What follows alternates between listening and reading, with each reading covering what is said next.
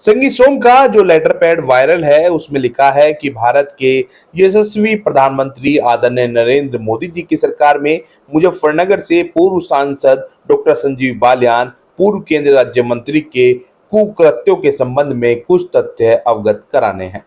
Number 1 पर लिखा है कि मोदी जी के नाम पर दोबारा जीत कर आए मुजफ्फरनगर सांसद एवं केंद्रीय राज्य मंत्री पद पर रहे डॉक्टर संजीव बालियान द्वारा गत 5 वर्षों के कार्यकाल में अवैध तरीकों से विकास कार्यों के नाम पर अत्यधिक भ्रष्टाचार किया गया और नजदीकी लोगों द्वारा की जा रही गुंडागर्दी के माध्यम से हजारों करोड़ रुपए की संपत्ति अर्जित की गई, जिस कारण स्थानीय स्तर पर नेतृत्व की ईमानदार छवि पर बट्टा लगा।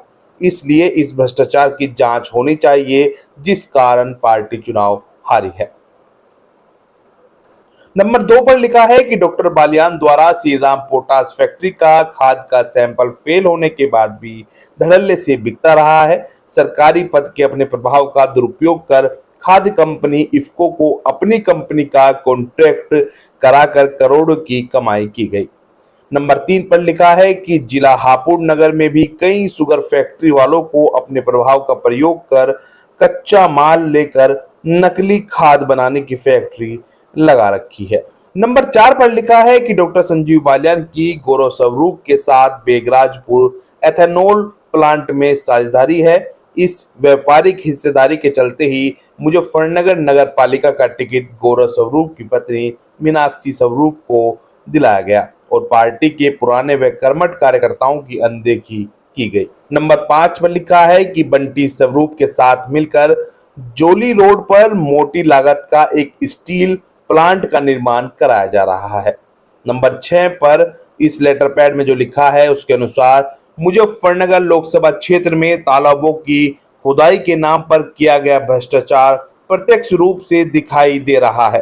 सरकारी फाइलों में तालाबों का जो क्षेत्रफल कई दशकों पहले था उसका एस्टीमेट बनवाया गया और मौके पर अतिक्रमण के कारण यह क्षेत्रफल कम था, लेकिन भुगतान में कागजों पर अंकित क्षेत्रफल के हिसाब से भुगतान कराकर भ्रष्टाचार किया गया। क्या इसकी जांच नहीं होनी चाहिए? नंबर 7 पर लिखा है कि जानसठ सुकरताल के सुकृतीर्थ में 2023 में 600 बीघा और 200 बीघा जमीन अपने नजदीकियों के नाम पर खरीदी गई। नंबर 8 पर है कि डॉक्टर संजीव बालियान ने डेयरी विभाग के मंत्री पद का लाभ लेते हुए मुजफ्फरनगर के गांव बहेड़ी में चिलर प्लांट लगाया है। नंबर 9 पर लिखा है कि डॉक्टर बालियान के माता पिता गत वर्ष 2 बार ऑस्ट्रेलिया दौरे पर गए और वहां पर बड़े पैमाने पर जमीनें खरीदी गई। कहा जाता है कि किसी भी भारतीय द्वारा ऑस्ट्रेलिया में यह सबसे बड़ी जमीन खरीदी गई है। क्या इसकी जांच नहीं होनी चाहिए? नंबर 10 पर जो लिखा है उसके अनुसार डॉक्टर बालियान के मित्र संजीव सहरावत उर्फ संजीव खड्डू निवासी हरियाणा ऑस्ट्रेलिया में रहने लगे हैं। डॉक्टर बालियान ने वर्ष 2014 में मंत्री बनने के बाद पहला स्थायी पास उक्त संजीव खड्डू को ही दिलाया था। विश्वसनीय जानकारी के अनुसार संजीव खड्डू ने ही ऑस्ट्रेलिया में पूर्व मंत्री डॉक्टर संजीव बालियान को जमीन दिलाई, जिस सौदे में यही संजीव खड्डू गवाह भी है। डॉक्टर बालियान आरएलडी गठबंधन के बाद पुनः तीसरी बार चुनाव जीतकर मंत्री बनने का ख्वाब देख रहे थे ताकि वह अपने भ्रष्टाचार के इन कुकृत्यों को छिपा सकें, लेकिन आरएलडी से गठबंधन होने के बावजूद जाट मतदाताओं के मन में पनप रहे विरोध के कारण उनका यह सपना पूरा नहीं हो पाया। सरधना विधानसभा क्षेत्र में प्रधानमंत्री जी द्वारा खेल विश्वविद्यालय की घोषणा होने के बावजूद उन्होंने इस विश्वविद्यालय के अनियंत्रित ले जाने हेतु हर संभव प्रयास किए, जिसका आक्रोश सरधना क्षेत्र की जनता में खूब था।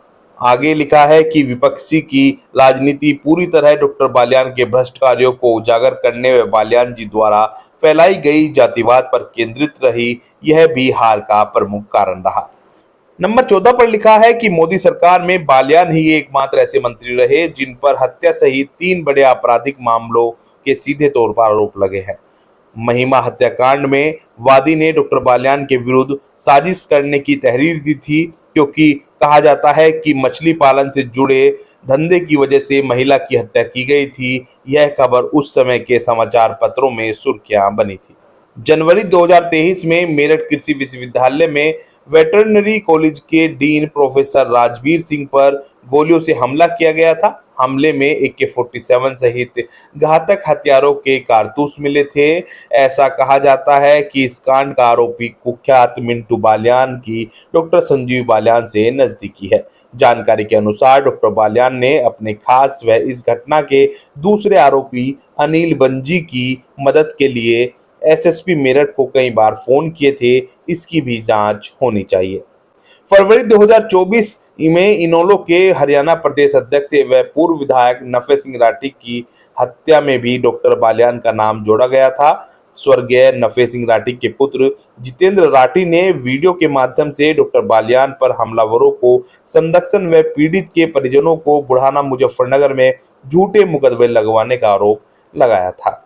जनता द्वारा यह भी माना जाता है कि भाजपा के पूर्व मुजफ्फरनगर जिला अध्यक्ष यशपाल पवार जो जिला पंचायत का चुनाव जीत गए थे, चूंकि उनके जीतने पर डॉक्टर संजीव बालियान को डर था कि वो जिला पंचायत अध्यक्ष बनेंगे, इसलिए अधिकारियों पर दबाव बनाकर वहां से मोहम्मद रिहान नाम के मुस्लिम व्यक्ति को विजयी घोषित कराया गया और बाद में उसे अपने पक्ष में करा लिया गया। इसकी भी जांच होनी चाहिए।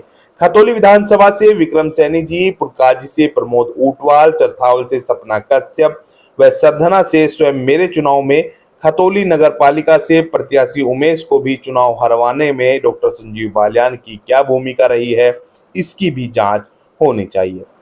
सब जानते हैं कि डॉक्टर संजीव बालियान ने अपना वर्चस्व कायम करने के लिए सभी जगह पार्टी को हरवाया, जिसका खामियाजा स्वयं उन्हें अपने चुनाव में भुगतना पड़ा है। 17वें पॉइंट पर लिखा है कि लोकसभा चुनाव 2024 में संजीव बालियान ने भाजपा के बूथ अध्यक्षों से बस्ते लेकर समाजवादी पार्टी के सक्रिय कार्यकर्ताओं को अपना एजेंट बनाकर खड़ा किया, जिससे पार्टी के कार्यकर्ताओं के मन में नाराजगी पैदा हुई और उन्होंने खिलाफ वोट दिया।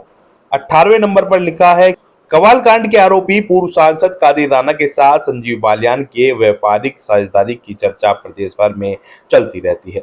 मुजफ्फरनगर दंगों के बाद खेड़ा में हुई महापंचायत में आम जनों पर मुकदमे दर्ज हुए थे। अनेकों बार निर्दोष लोग डॉक्टर संजीव बालियान से इस संबंध में मदद के लिए मिले, लेकिन उन्हें हर बार टरकाया गया, जिसका बदला इस चुनाव में जनता द्वारा लिया गया। 19वें नंबर पर लिखा है कि डॉक्टर संजीव बालियान की अहंकारी भाषा शैली एवं जातिवाद करने के कारण भी क्षेत्र के लोगों में इनके विरुद्ध आक्रोश था, जिसका खामियाजा इन्हें चुनाव में भुगतना पड़ा है। 20वें नंबर पर लिखा है कि इस लोकसभा चुनाव में सरधना विधानसभा क्षेत्र में संजीव बालियान जी समाजवादी पार्टी के प्रत्याशी से सिर्फ 45 वोट पीछे रहे हैं, जबकि अपने पैतृक गांव वाली बुढ़ाना विधानसभा क्षेत्र में समाजवादी पार्टी के प्रत्याशी से करारी हार हुई है।